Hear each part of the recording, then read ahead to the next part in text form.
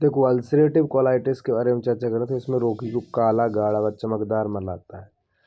जो ulcerative colitis में क्या रहता है, आयुर्वेद में इसे रक्तातिसार कहते हैं इसे, यानी अल्सरेटिव कोलाइटिस। ठीक है ना। इसमें रोगी जब जब शौच के लिए जाता है तब तब उसे रक्तस्राव होता है। यह बार बार होने वाला रोग है। ये ठीक होने के बाद बार बार फिर से हो सकता है। रोगी कुछ दिनों तक ठीक ठाक महसूस होने लगता है, तब वह बीमारी को भूलकर फिर से गलत शरत खाने लगता है, तो फिर से वह रोग आ जाता है। तो अब तक रोग के कारण का कोई निश्चित समाधान नहीं है, ये कभी तक नहीं हो पाया अभी चिकित्सा में।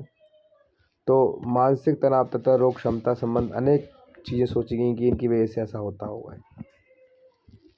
कष्टदायक कब्ज रहता है इसमें। ठीक है ना। कब्ज रहती है, मियादी बुखार आता है, क्षय आवश्यक एवं पेचिश के भी परिणाम स्वरूप हो जाता है कई बार। चिंता, क्रोध, शोक आदि मानसिक कारणों से भी सोचा गया कि इस वजह से ही होता होगा।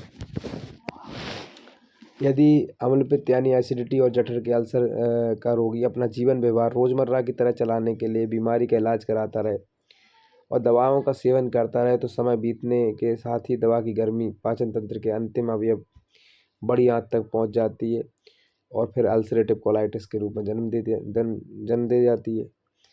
प्रारंभ में रोगी को पेट में बेचैनी सी महसूस होती है, उसे निरंतर लगता है कि पेट में कुछ गड़बड़ है। रोगी उदास उदास रहता है, उसके मल त्याग की क्रिया अनियमित हो जाती है, कभी भी जा रहा है। बाद में पेट भारी भारी लगने लगता है उसे, और उसमें किंचित पीड़ा भी होती है। मल में रक्त भी दिखने लगता है, मल में चिकनाहट महसूस होती है। कई बार ऐसा ही मालूम होता है कि मल की मात्रा कम होती है किंतु उसमें चिकनाहट या रक्त की मात्रा अधिक है। वजन बहुत तेज़ी से उसका कम होने लग जाता है वजन बहुत तेज़ी से उसका कम होने लग जाता है। भूख एकदम समाप्त सी होने लग जाती है उसकी। शरीर में खून की मात्रा कम हो जाने से अनीमिया की स्थिति उत्पन्न होने लगती है। रोगी का पेट अफारा रहते हुए पिचका सा रहता है। यकृत कुछ बड़ा सा रहता है, उसमें दर्द रहता है यकृत में। शरीर क्षीण हो जाता है बिल्कुल। विटामिन की कमी के कारण त्वचा में बहुत सारी बीमारी यानी स्किन डिसीज टाइप की भी होने लगती हैं, यानी जिसे कहें फॉलिकुलर हाइपर कैराटोसिस तो आ जाते हैं। घटता बढ़ता जो बार बार बुखार है, शरीर में भार की यानी बार बार वेट की कमी होने लगती है।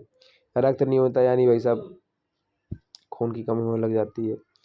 और ग्लोसाइटिस यानी जिह्वा शोथ आदि साधारणतः ये सारी चीज़ें पाई जाने लगती हैं पाए जाने वाले लक्षण रहता है।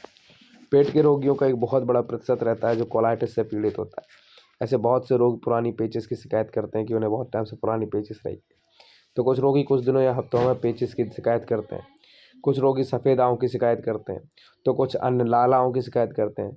कोलाइटिस या बड़ी आंत की सूजन बहुत आमतौर पर देखी जाने वाली बीमारी है, जिसके मुख्य लक्षण पतले दस्त, कब्ज, पाखाने में आव तथा खून का आना, पेट दर्द, पेट फूलना इत्यादि रहते हैं। शुरुआती अवस्था में बिना अतिसार के ही मूल में रक्त या खून आने लगता है। यह अवस्था कई दिनों कई महीनों तक रह सकती है, कभी कम कभी ज़्यादा की स्थिति बनती रहती है। ये रोग वैसे तो किसी भी उम्र में हो सकता है, पर ये युवा अवस्था में प्रारंभ होता है, देखा जाता है। विशेषकर हम लोग कह सकते हैं कि 20 से लेकर 40 वर्ष में होता है। 60 वर्ष की उम्र में बहुत कम लोग इस रोग से पीड़ित होते हैं। इस रोग में बड़ी आंत में शोथ हो जाती है। ठीक है ना। रोग की पहचान हम ऐसे कर सकते हैं, जब दिन में 10 से 20 बार रोगी को शौच के लिए जाना पड़े, उसका शारीरिक टेम्परेचर 99 डिग्री से 101 डिग्री तक पहुंच जाए, तो समझना चाहिए कि रोग अपनी चरम पर पहुंच रहा है। फिर गुद दर्शन यानी सिग्मोइडोस्कोपी करके आती है, तो द्वारा उसका हम लोग रोग का परीक्षण कर सकते हैं और निदान भी संभव है उससे। अल्ट्रासाउंड होता है, लीवर में फोड़ा बढ़ जाने बन जाने की आशंका रहती है, अथवा आंत के नज़दीक मवाद एकत्रित हो गया उसकी जांच के लिए, तो उसकी पहचान के लिए अल्ट्रासाउंड जांच करवानी पड़ती है। यदि बड़ी आंत के कोष मर जाते हैं और आंत में छिद्र हो जाते हैं, तो इससे आंत का जो परफोरेशन है वो कहते हैं, तो कई बार रोगी घातक सिद्ध हो सकता है, बहुत भयानक स्थिति हो सकती है। आयुर्वेद के उपचार से इस रोग में काफ़ी लाभ होता है। दवाओं से दस्त के साथ आने वाले रक्त तुरंत बंद हो जाता है। यदि रोगी नियमित रूप से दवा करता रहे तो आंतों के सभी अल्सर भर जाते हैं।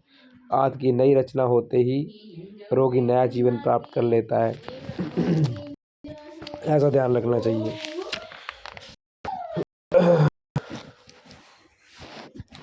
चिकित्सा पद्धति हो सकती है। सबसे पहले रोगी के मल में टपकने वाला जो रक्त बंद करना सबसे बहुत ज़रूरी है, उसको बंद करवाना है। रक्तस्राव बंद होने से रोगी को रोग निपटने का भरोसा हो जाता है थोड़ा सा, और उसकी शक्ति थोड़ी सी बढ़ना शुरू हो जाती है। रक्त बंद हो जाने के बाद दूसरा स्टेप ये रहता है कि अल्सर भरने का, कि अब अल्सर ही भरा जाए। रोगी को मुंह के रास्ते से दी गई दवा को बड़ी आंत तक पहुंचने में बहुत देर लगती है, और संभव है कि सभी दवाएं वहां तक पहुंच भी नहीं पाएँ। किंतु अगर एनीमा द्वारा दिए गए द्रव्य सीधे ही बड़ी आंत में पहुंच जाते हैं, तो द्रव्य सीधे बड़ी आंत तक पहुंच जाता है, अतः रोगी को शीघ्र लाभ होता है। एनीमा के द्रव्य चिकनाहट वाले ही पसंद करने चाहिए, ताकि वे बड़ी आंत के अल्सर पर परत बनाकर लंबे समय तक चिपके रहें, जिससे अल्सर का घर्षण ना हो और रक्तस्राव बंद हो जाए। ऐसा सोचना चाहिए। अल्सरेटिव कोलाइटिस में एक बात है कि अल्सरेटिव कोलाइटिस के लिए क्या रहता है कि अनाज तो बिल्कुल ही बेकार चीज़ है, इसलिए उसे तो बंद ही कर देना चाहिए। रोगी को केवल दूध के सहारे रहना चाहिए। यदि रोगी बकरी का दूध लेता रहे तो बहुत ही उत्तम है। गाय या डेयरी का दूध लिया जा सकता है। वैसे भैंस के दूध में पानी मिलाकर उसे गर्म करके पी लेना चाहिए। उसे ही पीना चाहिए, गर्म पानी मिला के ही पीना, गर्म करके पीना है। जिस रोगी को दूध अनुकूल नहीं होता है और लगता है उसको दूध बचता नहीं है, वह ताज़ा एकदम फीका दही ले सकता है। पके मीठे फल या उनका रस भी लिया जा सकता है। जिसे आहार लेना हो उसे मिर्च मसाला रहित, बिल्कुल मिर्च मसाला सब कुछ निकाल दो उसमें से, तो वो अच्छा आहार है। और तरल पदार्थ ही लेना चाहिए, मैंने पहले ही बताया है। रोगी को मूंग का पानी भी दिया जा सकता है।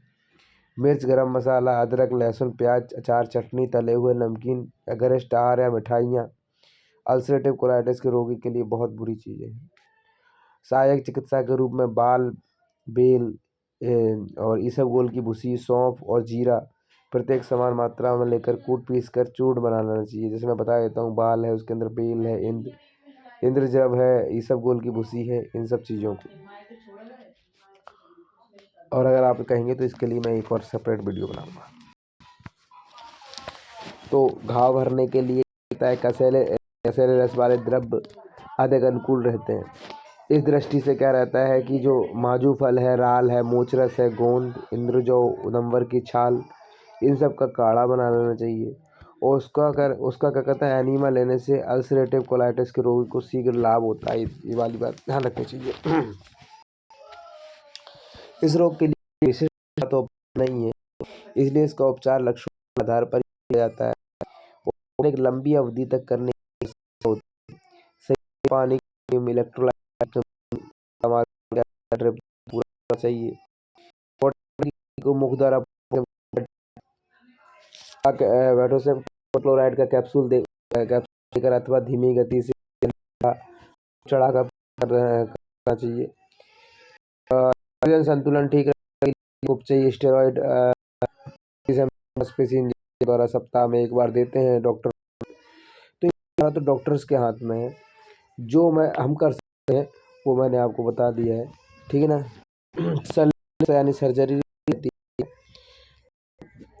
इसके बाद हम के बारे में भी